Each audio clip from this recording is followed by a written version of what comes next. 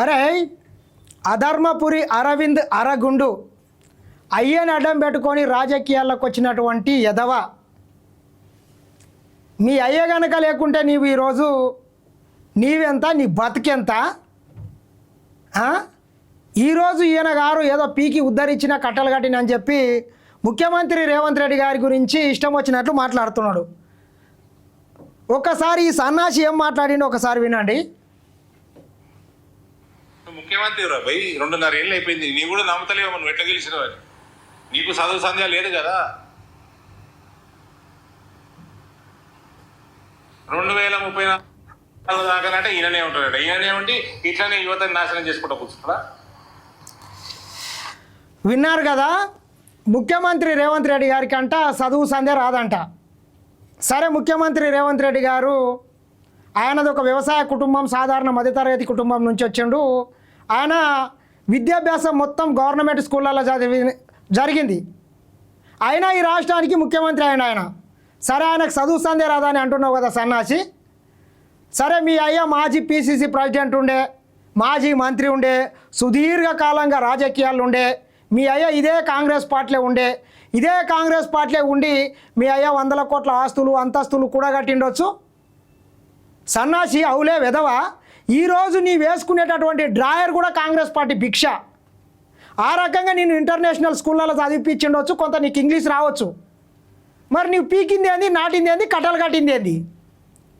పండిత పుత్ర పరమ సుంట అన్నట్లు మీ అయ్య రాష్ట్రంలో ఒక వెలుగు వెలిగిండు, రాష్ట్రంలో నంబర్ 2 నాయకునిగా కొనసాగిండు. అటువంటి వ్యక్తి కడుపున పుట్టినటువంటి నీవు పీకింది ఏంది, నాటింది ఏంది, కట్టలు కట్టింది ఏంది? ఒక్కసారి ఎమ్మెల్యేగా కూడా గెలవలేకపోయినావు విధవా. ఆ ఎంపీ ఎలక్షన్లో కూడా ప్రధానమంత్రి నరేంద్ర మోడీ గారి పేరు పెట్టుకొని ఓసారి రాముని పేరు మీద, ఓసారి పసుపు బోర్డు పేరు మీద అని దొంగ ప్రచారాలు, లంగ ప్రచారాలు చేసి గెలిచినటువంటి సన్నాసివి నీవు. మరి నీకు చదువు సందే బాగా వస్తుంది, మరి ఎందుకో పీకలేదు, నాటలేదు, కట్టలు కట్టలేదు ఎందుకు? నువ్వు కూడా ఈ రాష్ట్రానికి ముఖ్యమంత్రి అయ్యేదుండే కదా. తెలుసుకో వెధవా. తెలంగాణ రాష్ట్ర ముఖ్యమంత్రి రేవంత్ రెడ్డి గారు ఒక మధ్యతరగతి రైతు కుటుంబంలో పుట్టి గవర్నమెంట్ బడులలో చదువుకుంటా 2007లో ఒక జడ్పీటీసీగా గెలిచి ఇండిపెండెంట్గా 2006లో జడ్పీటీసీగా గెలిచిండు, 2007లో జడ్పీటీసీగా ఇండిపెండెంట్గా గెలిచిండు, 2009గా ఎమ్మెల్యే గెలిచిండు, 2014లో ఎమ్మెల్యే గెలిచిండు, 2019లో ఎంపీఏ గెలిచిండు, 2021లో టీపీసీసీ ప్రెసిడెంట్ అయ్యాడు, 2023లో తెలంగాణ రాష్ట్రానికి 2వ ముఖ్యమంత్రిగా 64 మంది ఎమ్మెల్యేలను గెలిపించుకొని సొంతంగా ఈ రాష్ట్రంలో అధికారంలోకి వచ్చాడు. వెధవా, నీవు ముఖ్యమంత్రి రేవంత్ రెడ్డి గారి గురించి మాట్లాడతావు. నీ మీద ఎవరి భిక్ష మీద, నీలాగా ఎవరితో భిక్షతోని రేవంత్ రెడ్డి గారు రాజకీయాల్లోకి రాలేదు, గుర్తుపెట్టుకో. ఆయన స్వతహాగా తన శక్తిని నమ్ముకొని అంచెలంచెలుగా ఎదుక్కుంటూ వచ్చాడు. ఈరోజు కొన్ని వందల వేల మందికి, కోట్ల మందికి తెలంగాణ రాష్ట్ర ముఖ్యమంత్రి వర్యులు ఆదర్శప్రాయుడు. నీవు చదువు గురించి మాట్లాడతావు. ఇంకానంట ఈ రాష్ట్ర ముఖ్యమంత్రి అంట విద్యార్థుల జీవితాలను నాశనం చేసిండని వెధవ చెప్తాడు. సన్నాసి, నీ కన్ను కనబడతలేవా వెధవ? ఆన్య ఢిల్లీలో పందిలాగా తిని పండుకుంటావు. దాదాపు నెల 40 రోజులు ఈ తెలంగాణ రాష్ట్ర వ్యాప్తంగా ఉన్నటువంటి నిరుద్యోగులు, విద్యార్థులు నీట్ ప్రశ్నాపత్రం లీక్ అయినటువంటి దాని మీద ఢిల్లీలో జంతర్ మంతర్ దగ్గర 40 రోజుల దాకా దీక్షలు, రాస్తారోకోలు, ధర్నాలు, బంధువులు చేస్తే పందిలాగా తిని పండుకున్నావు అని కనీసం వాళ్ళకి సంఘీభావం తెలపలేదు. నీవా విద్యార్థుల గురించి మాట్లాడేది? మీరా విద్యా వ్యవస్థ గురించి మాట్లాడేది? ఈ దేశంలో ఎవడన్నా చదువు సంధ్య రాని పార్టీ వ్యక్తులు ఉన్నారంటే అది బీజేపీలో మాత్రమే ఉంటారు. నీకు తెలుసుకో. నీ ప్రధానమంత్రి నరేంద్ర మోడీని అడుగు. 12 సంవత్సరాల నుంచి ఈ దేశానికి ప్రధానమంత్రిగా కొనసాగుతున్నాడు. ఒక్క రోజున ప్రెస్ మీట్ పెట్టిండు 60, ఒక్క రోజున మీడియా వాళ్ళతో మాట్లాడిండు 60, ఒక్క ముక్క ఇంగ్లీష్లోనన్నా మాట్లాడిండు 60. అమెరికా పోతే హిందీలే మాట్లాడతాడు, సింగపూర్ పోతే హిందీలే మాట్లాడతాడు, లండన్ పోతే హిందీలే మాట్లాడతాడు.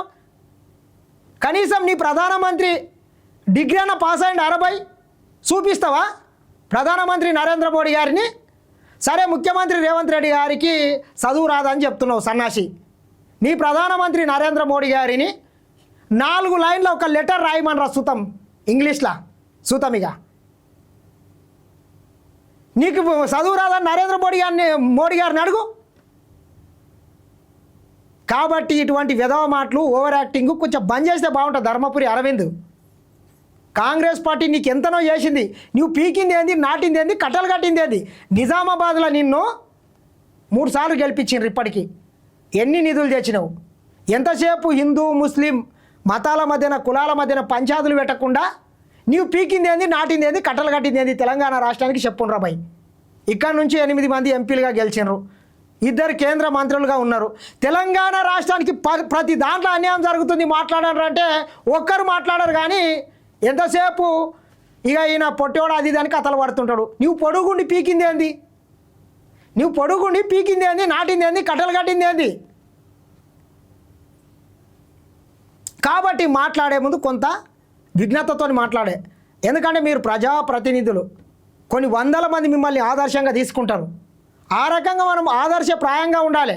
నోటికి ఎంత వస్తే అంత మాట్లాడతా అని ఎటు చూస్తే ముఖ్యమంత్రిని మాట్లాడతాడు, కాంగ్రెస్ పార్టీకి సంబంధించినటువంటి వ్యక్తుల్ని మాట్లాడతాడు, ప్రతిపక్ష పార్టీలను మాట్లాడతాడు, ప్రతిపక్ష నాయకుని మాట్లాడతాడు.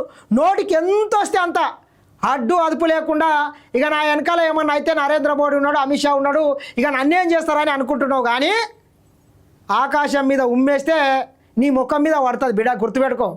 అరగుండు అరవింద్, నీ ఒక్కటి మాట్లాడితే మేము 100 మాట్లాడతాం. ఎందుకంటే మేము పాలమూరు బిడ్డలం. పాలమూరులో ఉన్న నీ తిట్లు ఈ దేశంలో ఎక్కడ లేకుండా నీవు గుర్తుపెట్టుకో బిడ్డ. మేము కనుక మాట్లాడితే అరగుండు ఉరి పోసుకొని చచ్చిపోతావు నీవు అనుకున్నావు. నీలాగా బూతులు మాట్లాడదలుచుకుంటే ఏదన్నా ఉంటే ఇష్యూ బేస్ మీద మాట్లాడు, సమస్య మీద మాట్లాడు. ఏమైనా నీకు చేతనైతే నిన్ను నమ్ముకొని ఓటేసినటువంటి ప్రజలకు ఏమైనా మేలు చేయి. మరి నీవు ఇంత పీకుడు కాడ ఒక్కసారి కూడా ఎమ్మెల్యే గెలవలేకపోయింది వీడు. మొన్నటికి మొన్న మనం లాస్ట్ ఎలక్షన్లో చూస్తే కోరుట్లలో చిత్తుగా ఓడించిండ్రు, అయినా సిగ్గు లేదు. ముఖ్యమంత్రి నీలాక చెట్టు పేరు చెప్పి కాలు అమ్ముకునే రకం కాదు. ఆయన స్వతహాగా పైకొచ్చి కేసీఆర్ లాంటి నియంతని కాలగర్భంలో తొక్కిపాడేసాడు. రేవంత్ రెడ్డి గారి సత్తా గురించి, ఆయన యొక్క కమిట్మెంట్ గురించి, ఆయన పనితనం గురించి ప్రధానమంత్రి నరేంద్ర మోడీ గారిని అడుగు. వచ్చి కౌగిలించుకున్నాడు, రా బ్రదర్ నాతో పాటు కలిసి పనిచేయి అన్నాడు. అంటేనే ఈ దేశంలోనే అత్యంత శక్తివంతమైనటువంటి ముఖ్యమంత్రుల్లో రేవంత్ రెడ్డి గారు కూడా ఒక వ్యక్తి. బోడిని ఒక్కనివే గెలవలేకపోయినావు. బోడి అరవిందు, బోడగుండు, మరొకసారి చెప్తున్నా, బోడగుండు అరవిందు ఈ రకంగా మాట్లాడితే ఖబర్దార్, మేము కూడా 100 రకాలుగా మాట్లాడతామని చెప్పి మరొకసారి అరగుండు అధర్మపురి అరవింద్ను హెచ్చరిస్తున్నా. ఖబర్దార్, తస్మాత్ జాగ్రత్త.